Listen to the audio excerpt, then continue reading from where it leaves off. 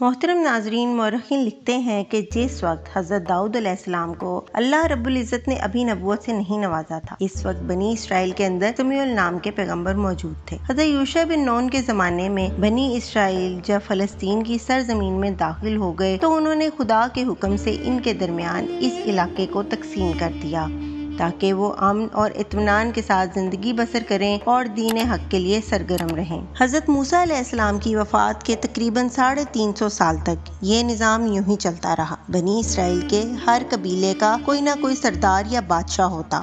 اس قوم کا کوئی ایک حکمران نہ تھا۔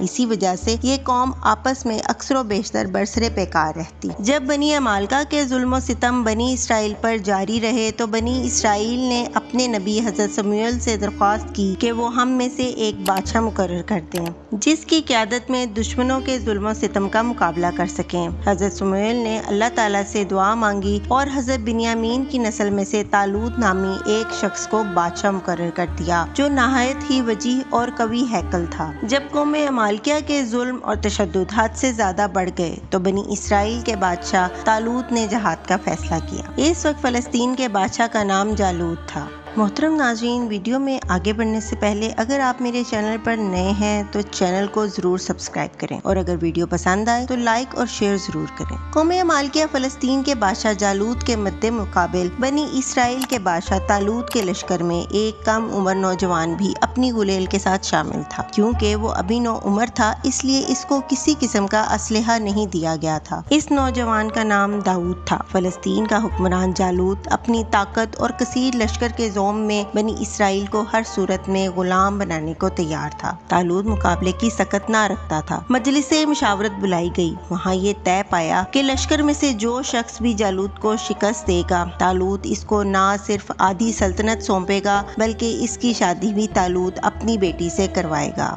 قصص الانبیاء میں درج ہے کہ یہی زمانہ تھا کہ بنی شموئیل کو بشارت ہوئی تھی کہ انسا یا عیشا کا چھوٹا بیٹا طالوت کی وفات کے بعد بنی اسرائیل کا حکمران ہوگا اور ان کا ایک اعزاز اور ہوگا کہ اللہ تعالیٰ نبوت کے لیے بھی انہیں ہی منتخب کرے گا۔ حضرت داؤد علیہ السلام اپنی نبوت کے دور سے بے خبر جنگلوں میں بھیڑ بکریاں چراتے رہے اور ساتھ ساتھ اپنے دلچسپ مشغلے میں بھی مصروف رہے۔ حضرت داؤد کا مشغلہ گلیل چلانا تھا۔ وہ اس میں خوب مہارت رکھتے تھے۔ ان کے پاس ہمہ وقت ایک گلیل اور تھیلی میں چند پتھر رہتے تھے۔ ان کی فن نشانہ بازی میں مہارت کا علم بنی اسرائیل کو خوب تھا۔ وہ کہتے تھے کہ داؤد کی گلیل کا نشانہ بننے والی چیز ریزہ ریزہ ہو جاتی ہے۔ حضرت داؤد علیہ السلام کی بہادری کے قصے بہت مشہور تھے۔ کہا جاتا ہے کہ حضرت داؤد علیہ السلام شیر کی سواری کرتے تھے۔ ایک روز وہ بکریوں کو جنگل کی طرف لے کر جا رہے تھے کہ پتھر سے آواز آئی کہ اے داؤد، میں وہ پتھر ہوں کہ جس سے ہارون علیہ السلام نے اپنے دشمن کو قتل کیا تھا،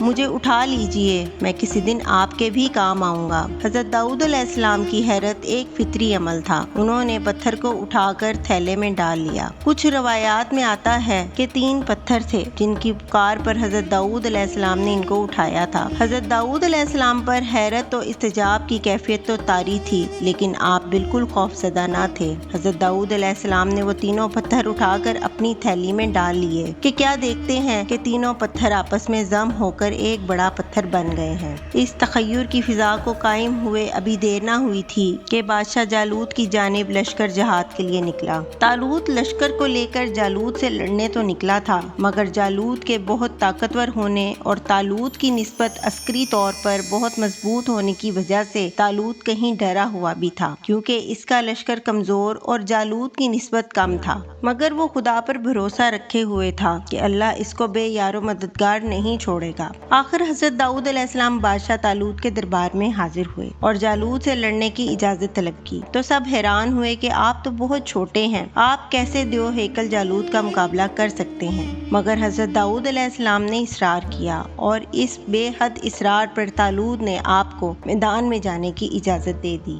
جالوت جسم کو سامان حرب سے سجائے اپنی شاہی سواری پر بیٹھا بڑی ہی رونق سے اہل ایمان کو جنگ کی دعوت دے رہا تھا۔ ابھی بنی اسرائیل کوئی فیصلہ نہیں کر پا رہے تھے کہ انتہائی برق رفتاری سے یہ نوجوان جالوت کے سامنے جا کھڑا ہوا اور اس کو للکارا۔ دیو ہیکل جالوت نے انتہائی حقارت سے اس نوجوان کو دیکھا اور کہا کہ جا میری آنکھوں سے دور ہو جا، मैं तुझे कत्ल करना पसंद नहीं करता। बेखौफ नौजवान ने बादशाह जालूत की आंखों में आंखें डालकर गरजदार आवाज में जवाब दिया, लेकिन तुझे कत्ल करना मैं पसंद करता हूँ। फिर फलक पर तेज चमकते सूरज ने और रुए जमीन पर मौजूद हर चीज ने एक अजीबोगरीब मंजर देखा कि इस नौजवान की गुलेल से गोली की तरह निकले पत्थर से जालूत का सर पाश पाश हो गया और इसका ताकतवर जिस्म जमीन पर पड़ा हुआ था। बाज रवायात में आता है कि हजरत दाऊद अलैहिस्सलाम ने पत्थर कपड़े में घुमाकर जालूत के सर पर वार किया। ये हमला इतना अचानक था कि जालूत को संभलने का मौका न मिला। जालूत का अंजाम देखकर उसकी असलहे से लेस फौज बद हवास होकर भाग खड़ी हुई। ये नौजवान एक चरवाहा था जो सारा दिन जंगल में बकरियां चराया करता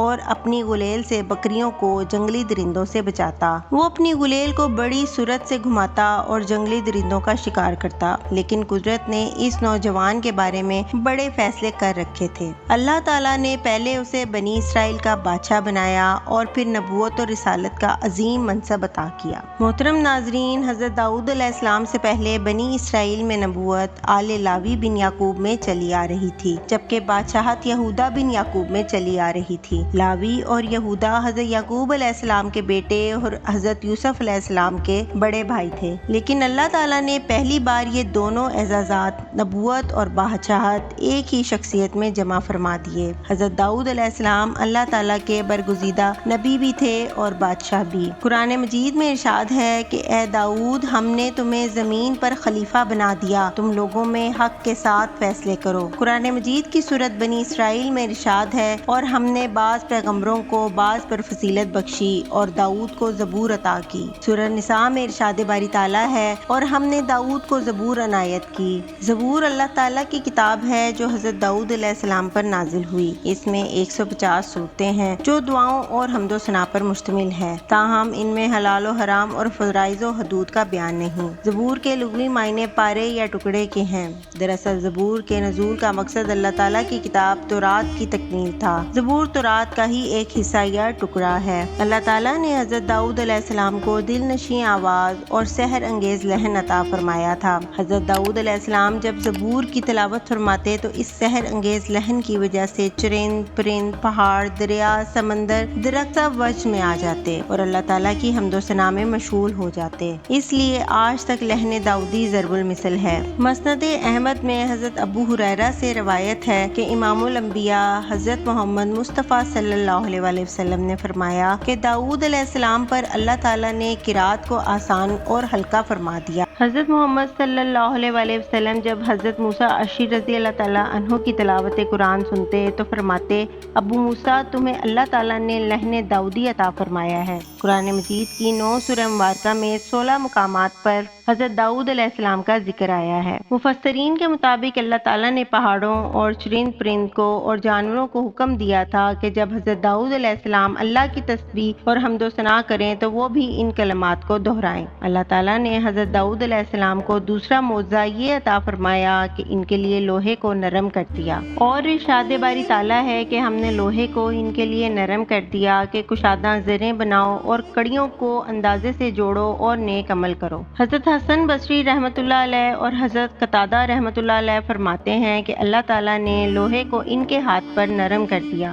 हजरत दाऊद अलैहिस्सलाम बगैर आग और भट्टी के लोहे को अपने हाथ से मोड़ लिया करते थे। वो मोम की तरह हाथ से लोहे की कड़ियां बना लिया करते थे। हजरत कतादा रहमतुल्लाह अलैह फरमाते हैं कि जिन्होंने सबसे पहले महफूज कड़ियों की जरा बनाई वो हजरत दाऊद अलैहिस्सलाम है। अल्लाह ताला इरशाद फरमाते हैं कि हमने उसे यानी दाऊद को तुम्हारे लिए लिबास बनाने का हुनर अता किया ताकि लड़ाई के ज़रर से तुम्हारा बचाव हो। हजरत दाऊद अलैहिस्सलाम के दौरे हुकूमत में अदल इंसाफ और अमन था। लोग बहुत सुकून से जिंदगियां गुजारते। हर कोई हजरत दाऊद अलैहिस्सलाम की तारीफ करता। हजरत दाऊद अलैहिस्सलाम अल्लाह ताला के बहुत बरगज़ीदा बंदे थे। अल्लाह ताला को हजरत दाऊद अलैहिस्सलाम की नमाज और रोजे बहुत पसंद थे। वो कसरत से अल्लाह ताला की इबादत में मशगूल रहते। हजरत दाऊद का मामूल था कि वो एक दिन रोजा रखते और एक दिन नागा करते थे। हजरत दाऊद अलैहिस्सलाम अपने ज़माने में लोगों के मुक्तदा और पेशवा थे और इबादत और रियाजत में मशगूल रहते थे।